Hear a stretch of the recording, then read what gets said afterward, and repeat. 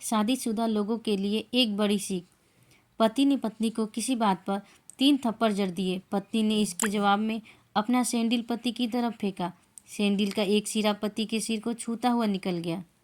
मामला रफा दफा हो भी जाता, लेकिन पति ने इसे अपनी तौहीन समझी। रिश्तेदारों ने मामला और पेचीदा बना दिया। न सिर्फ पेचीदा बल्कि संगीन। अब रिश्तेदारों ने इसे खानदान की आँख कटना कहा। यह भी कहा कि पति को सैंडल मारने वाली औरत न वफादार होती है न पतिव्रता। इसे घर में रखना अपने शरीर मियादी बुखार पालते रहने जैसा है। कुछ रिश्तेदारों ने यह भी पश्चाताप जाहिर किया कि ऐसी औरतों का भ्रूण ही समाप्त कर देना चाहिए। बड़ी बातें चक्रवृद्धि ब्याज की तरह बढ़ती है, सो दोनों तरफ खूब आरोप उछाले गए। ऐसा लगता था जैसे दोनों पक्षों के लोग आरोपों का वॉलीबॉल खेल रहे हैं। लड़के ने लड़की के बारे में और लड़की ने लड़के के बारे में कई असुविधाजनक बातें कहीं। मुकदमा दर्ज कराया गया। पति ने पत्नी की चरित्रहीनता का तो पत्नी ने दहेज उत्पीड़न का मामला दर्ज कराया। 6 साल तक शादीशुदा जीवन बिताने और एक बच्ची के माता पिता होने के बाद आज दोनों में तलाक हो गया। पति पत्नी के हाथ में तलाक के कागजों की पर्ची थी। दोनों चुप थे, दोनों शांत, दोनों निर्विकार। मुकदमा 2 साल तक चला था। 2 साल से पत्नी अलग रह रही थी और पति अलग। मुकदमे की सुनवाई पर दोनों को आना होता। दोनों एक दूसरे को देखते ही जल उठते। दोनों गुस्से में तपने लगते। दोनों में बदले की भावना का आवेश होता।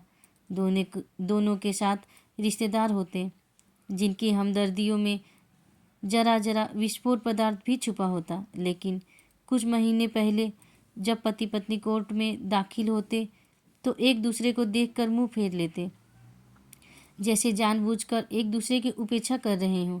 वकील और रिश्तेदार दोनों के साथ होते। दोनों को अच्छा खासा सबक सिखाया जाता कि उन्हें क्या कहना है। दोनों वही कहते।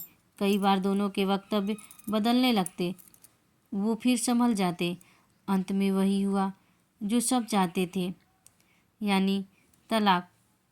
पहले रिश्तेदारों की फौज साथ होती थी, आज थोड़े से रिश्तेदार साथ थे। दोनों तरफ के रिश्तेदार खुश थे, वकील खुश थे, माता पिता भी खुश थे। तलाकशुदा पत्नी चुप थी और पति खामोश था।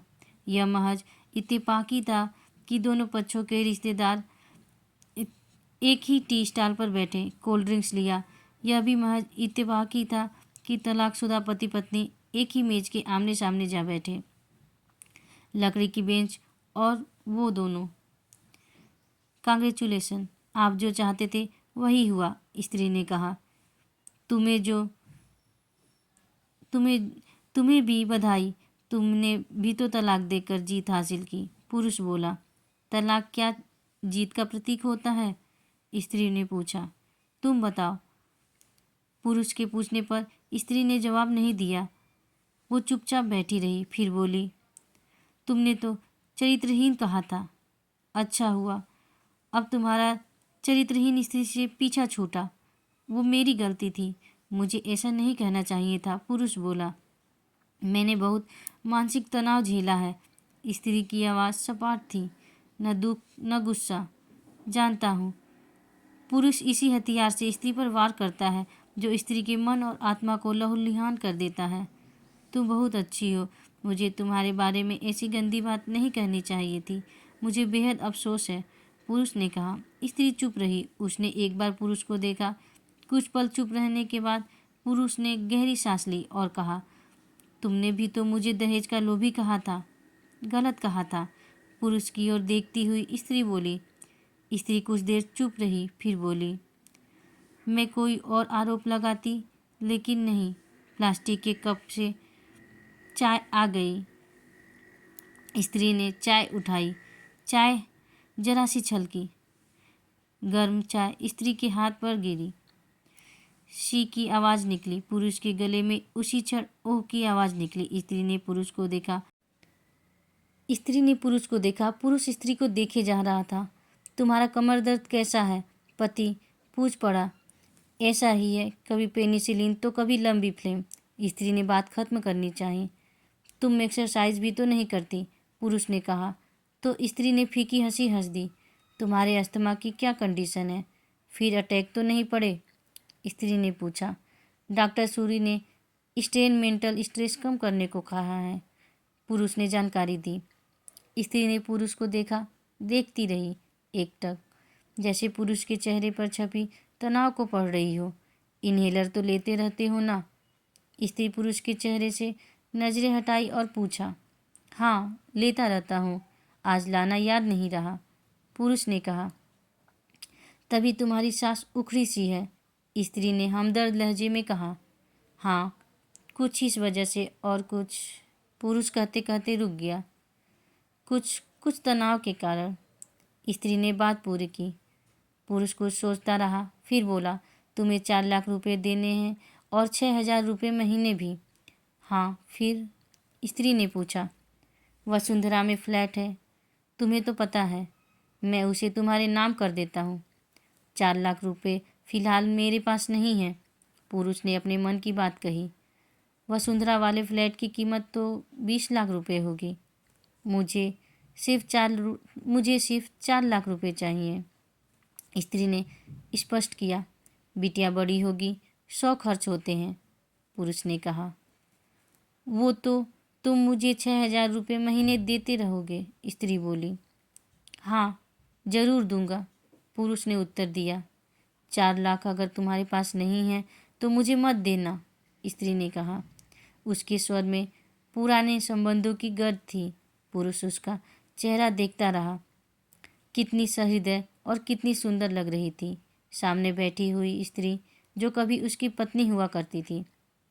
स्त्री पुरुष को देख रही थी और सोच रही थी, कितना सरल स्वभाव का है यह पुरुष जो कभी उसका पति हुआ करता था। कितना प्यार करता था उससे। एक बार जब वह गंगा में स्नान कर रही थी तो उसके हाथ से जंजीर छूट गई। फिर वह पागलों की तरह बचाने चला आया था उसे। खुद तैरना नहीं आता था लाट साहब को, और मुझे बचाने की कोशिशें कर रहा था। कितना अच्छा है, मैं ही खोट निकालती रही। पुरुष एकटक स्त्री को देख रहा था और सोच रहा था, कितना ध्यान रखती थी। स्टीम के लिए पानी उबालकर जग में डाल देती, उसके लिए हमेशा इन्हेलर खरीद कर लाती। सेरेटाइड एक्यूहेलर बहुत महंगा था। हर महीने कंजूसी करती, पैसे बचाते और एक्वाहेलर खरीद लाती। दूसरों की बीमारी का कौन परवाह करता है, ये करती थी परवाह। कभी जाहिर भी नहीं होने देती थी। कितनी संवेदना थी इसमें। मैं अपनी मर्दानगी के नशे में रहा। काश जो मैं इसके जज्बे को समझ पाता। दोनों चुप थे, बेहद चुप, दुनिया भर की आवाज़ों से मुक्त होकर खामोश। दुनिया भर की आवाज़ों से मुक्त होकर खामोश। दोनों भींगी आंखों से एक दूसरे की तरफ देखते रहे। मुझे एक बात कहनी है, पुरुष की आवाज़ में झिझक थी। कहो, स्त्री ने सजल आंखों से देखा। डरता हूँ, पुरुष ने कहा। डरो मत, हो सकता है तुम्हारी बात मेरे मन की बात हो, स्त्री ने कहा। तुम बहुत याद आती रही, पुरुष बोला। तुम भी, स्त्री ने कहा। मैं तुम्हें अभी भी प्रेम करता हूँ, पुरुष बोला। मैं भी, स्त्री ने कहा। दोनों की आंखें कुछ ज़्यादा ही सजल हो गई थी। दोनों की आवाज़ जज्बाती और चेहरे मासूम। क्या हम दोनों जीवन को नया मोड़ नहीं दे सकते, पुरुष ने पूछा। कौन सा मोड़, स्त्री ने सवाल किया। हम फिर से साथ साथ रहने लगे, एक साथ, पति पत्नी बनकर, बहुत अच्छे दोस्त बनकर, पति ने प्रति उत्तर में कहा। ये पेपर, स्त्री ने पूछा, फाड़ देते हैं, पुरुष ने ये कहते हुए अपने हाथ से तलाक के कागज़ फाड़ दिए। फिर स्त्री ने भी वही किया। दोनों उठ खड़े हुए, एक दूसरे के हाथ में हाथ डालकर मुस्कुराए। दोनों पक्षों के रिश्तेदार हैरान परेशान थे। दोनों पति पत्नी हाथ में हाथ डाले घर की तरफ बढ़ चले। घर जो सिर्फ और सिर्फ पति पत्नी का था।